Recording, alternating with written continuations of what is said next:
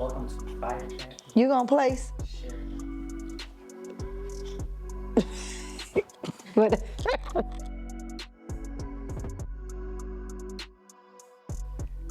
Oh, what's the biggest shift I had to make? I would say probably creating content and or taping things or doing stuff like I'm doing right now would probably be the biggest thing I had to do because I was never a big social media person. So like I wouldn't mind checking in every now and again, but like I don't know, my life be lifing. I be moving. So for me to stop and like consciously do content, consciously take videos and share my thoughts, my prayers or things that I even talk to God with or just something that's on my mind, that has been like the biggest task for me.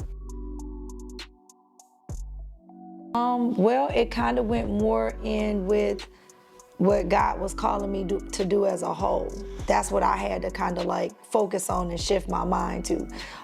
Because what he really has for me is gonna have to take me out of my comfort zone. And the Lord was like, yeah, you've been too comfortable right here. I know you like hiding in this space. I know you like hiding behind the scenes, but it's stuff that I need you to do. So you gotta come out your comfort zone so we can get this stuff done.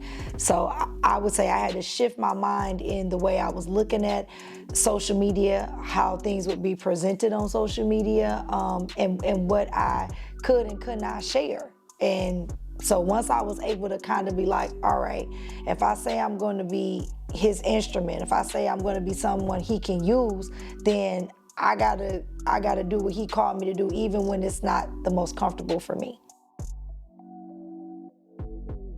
I would have to say, I don't know. I think this has been an ongoing process, and I just think that I've been very vulnerable at times. And then, you know, I think in the beginning, I guess I would probably say more so I'm playing it safe. But like nowadays, it's like, you know, I am who I am. I'm gonna be who I'm gonna be. We got this, people think that, you know, just because you're a believer in God and you're a believer in Christ, you live these holier than thou lives, and that's not the case. God likes us imperfect because he's the only thing that's perfect in our life. And once we come to grips with that and show people like, look, we make mistakes, you know, we go through ups and downs, we have good and bad days just like everybody else, and it's not a picture perfect thing in life, you know what I'm saying? So you're still very, very relatable. You still are we're just a person, and I get grace and I get mercy just like everybody else on a daily basis. I mean, and that's all I can ask for. Am I perfect? Do I ever try to portray to be perfect? No. I mean, and I don't mind showing my flaws. And I think that's the biggest arena that I think that we face when it comes to social media.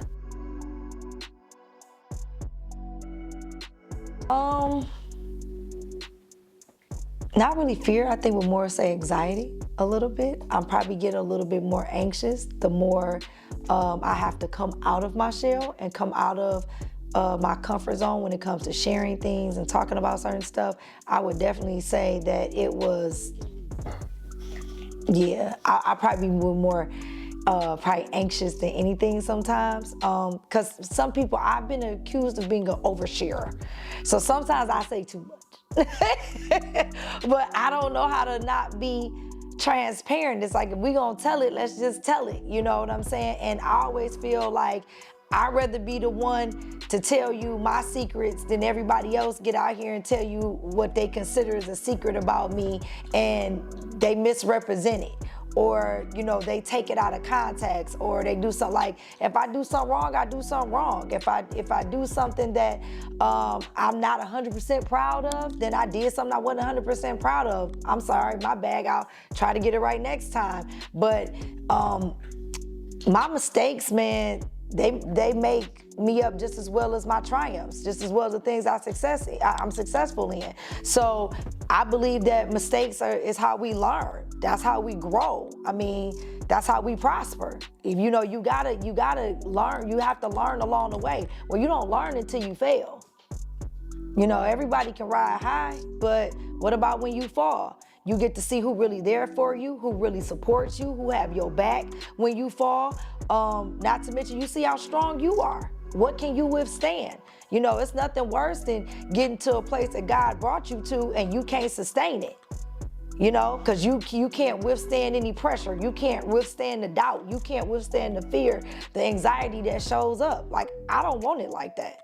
I want to be able to handle whatever God has for me. That's my thing. You know, to me, that's being a great steward over the things that he's giving you. It's not just a financial stewardship, it's a mental stewardship, it's an emotional stewardship that we have to have over everything that he releases to us. We keep asking for these new levels and we keep praying for this prosperity and things of that nature, but at the end of the day, can you really handle all the responsibility that goes along with that new level? Can you handle the new devils?